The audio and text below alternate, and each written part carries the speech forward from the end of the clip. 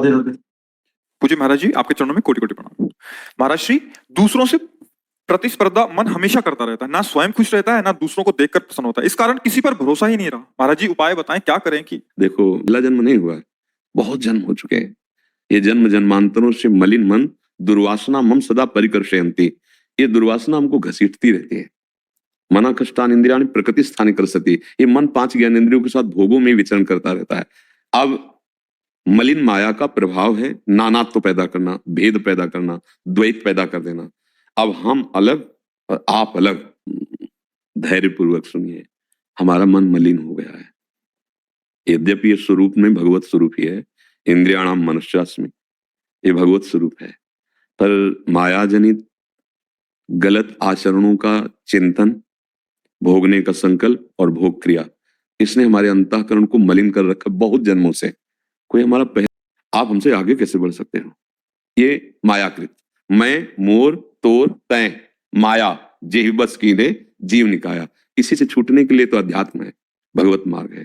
यदि हम पहली बार हृदय से स्वीकार करें कि हे प्रभु, हम जैसे हैं वैसे आपके हैं, पक्का है, इतना तो कहीं ना कहीं आपके हृदय में है कि आप भगवान के अंश हैं, है ना? इतना भले कैसे हैं क्या है पता नहीं, पर इतना तो कहीं ना कहीं है कि मान तो रहे शरीर को, पर कहीं ना कहीं ये हमारे हृदय में है कि मैं भगवान का अंश हूं, मैं पूर्णतया शरीर तो नहीं हूं, क्योंकि मरेगा शरीर छूटेगा, है ना आपके अंदर? हाँ, तो ये बहुत बड़ी आस्तिकता है, इसे आस्तिकता कहते हैं। जब हम प्रभु के हैं तो हमें आश्रय प्रभु का ले लेना चाहिए। ये जो हमारे अंदर वृत्ति आती है कि मैं सबसे आगे बढ़ जाऊं ना, ये प्रभु की हम हैं इस वृत्ति से आती है, अंदर की तुम्हें बात, क्योंकि सबसे बड़े हमारे प्रभु हैं और उनका मैं अंश हूं, अंदर की बात। क्योंकि हम ऐसे के हैं, बहुत बड़े के हैं, पर दिशा गलत हो गई। हम राग द्वेष करने लगे, राग द्वेष करने लगे, अब ये दिशा गलत हो गई। हमारे अंदर है कि मैं सबसे बड़ा सुखी बन जाऊं, क्योंकि बहुत बड़े सुख के हम अंश है। हमारे अंदर है कि कोई ऐसा उपाय हो कि जिससे मैं मरूं ना, क्योंकि हम अविनाशी के हैं, तो हम विनाश से बचना चाहते हैं। अब इसकी दिशा गलत हो गई। हम सुखी होना चाहते हैं परिवर्तनशील नाशवान भोगों से, हम अविनाशी बनना चाहते हैं शरीर से, और ये परिवर्तनशील नाशवान है। ये कभी अविनाशी हो नहीं सकता और मेरा कभी विनाश हो नहीं सकता, पक्का। मुझे अविनाशी का विनाश करने में कोई सामर्थ्यशाली है ही नहीं। नैनम छिन्दन्ति शस्त्राणि नैनम दहति पावका न चैनम क्लेदयन्त्यापो न शोष्यति मारुता। अग्नेयास्त्र वारुणास्त्र, इनकी ताकत नहीं मुझे मार सके, क्योंकि मैं अविनाशी हूं, भगवदंश।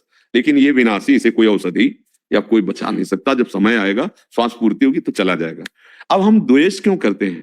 क्योंकि हमको शरीर दिखाई दे रहे हैं, व्यक्ति दिखाई दे रहा है, और सच्ची मानो इस शरीर और व्यक्तित्व के अंदर वही बैठा हुआ है जो तुम्हारे अंदर है। अब अपने कर्मानुसार उस शरीर की उन्नति और अवनति हो रही, तो हम क्यों जले? हम क्यों अंदर दुखी हो? बहुत सुंदर प्रश्न है, आपका प्रश्न नहीं, लगभग सबका प्रश्न यही है कि हम दूसरों की उन्नति देख करके दुखी होते हैं, जलते हैं। क्यों दुखी हो रहे हैं भाई?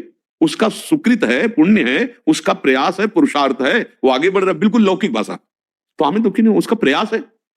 और अगर अध्यात्म से देखो तो हमारा परम लाभ यही होगा कि मेरे प्रभु ही सब रूपों में है।